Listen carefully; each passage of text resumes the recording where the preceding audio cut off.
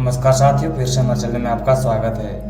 अयोध्या में 22 जनवरी को श्री राम की प्राण प्रतिष्ठा होनी है।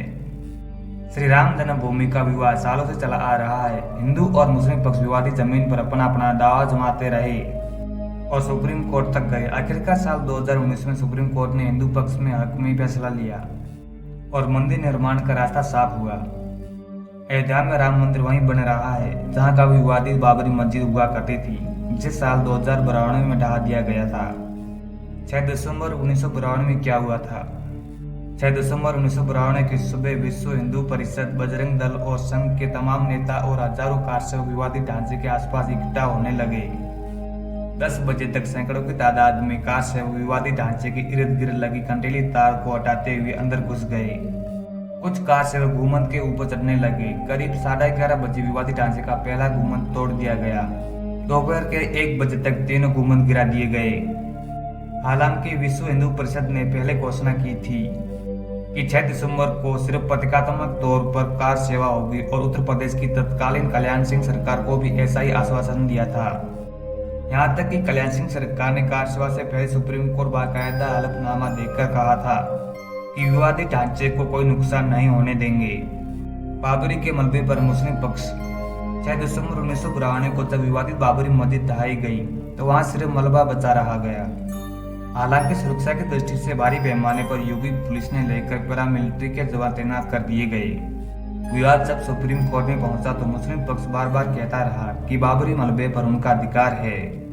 बाबरी मस्जिद एक्शन कमेटी के संयोजक रहे जफर याब जिलामी जैसे कई मुस्लिम नेता बार बार कहते रहे कि हिंदू पक्ष में उन्हें मलबा लेने से रोक नहीं सकता। एससी ने खारिज कर दी थी मांग। साल 2019 में जब सुप्रीम कोर्ट ने अयोध्या भूमि विवाद पर हिंदुओं के पक्ष में फैसला दिया तो ऑल इंडिया बाबरी मस्जिद एक्शन कमेटी में बाकायदा एक प्रेस कॉन्फ्रेंस की और कहा कि वह बाबरी के मलबे के लिए अदालत जाएंगे। कमेटी के मुताबिक उन्होंने रिव्यू पिटीशन के दौरान भी बाबरी के मलबे का मांग की थी, लेकिन कोर्ट ने उनकी अर्जी खारिज कर दी थी। तब जिलानी ने कहा था, शरीयत के मुताबिक किसी मस्जिद के मलबे का किसी और का निर्माण में इस्तेमाल नहीं किया जा सकता। सुप्रीम कोर्ट ने इस बारे में कोई दिशा निर्देश नहीं दिया। बाबरी मस्जिद के ढहाए गए गुंबद, पिलर और दूसरे मलबे को मुस्लिम पक्ष में सौंप दिया जाना चाहिए था। चिट्ठी लिखकर की थी मलबा लौटाने की मांग।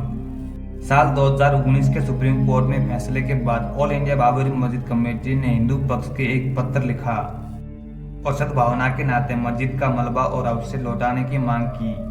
चिट्ठी सुप्रीम कोर्ट के एडवोकेट के प्रासनन के नाम में लिखी गई थी, जिन्होंने उच्चतम न्यायालय में हिंदू पक्ष की तरफ से पैरवी की थी। अब वह श्री राम जन्मभूमि तीर्थ क्षेत्र ट्रस्ट के सदस्य भी है। बाबरी के मलबे का क्या हुआ? तो आखिर विवादित बाबरी मस्जिद के मलबे का क्या हुआ? इस बारे में जब श्री राम जन्मभूमि तीर्थ क्षेत्र ट्रस्ट के महासचिव चंपत राय से पूछा गया तो वह कहते हैं, कौन जाने 28 साल बाद क्या हुआ, किसको पता। द क्विट को दिए गए एक इंटरव्यू में मुस्लिम पक्ष द्वारा मलबा मांगने की बात पर चंपत राय कहते हैं, लोकतंत्र में हर किसी को अपनी बात और मांग रखने का अधिकार है। जब तक मामला कोर्ट में था तब तक हमारा इस पर ध्यान था और अब हमारे लिए ये विषय समाप्त हो गया है और हम आगे बढ़ रहे हैं। कार सेवक प्रसाद के रूप में ले गई मलबा।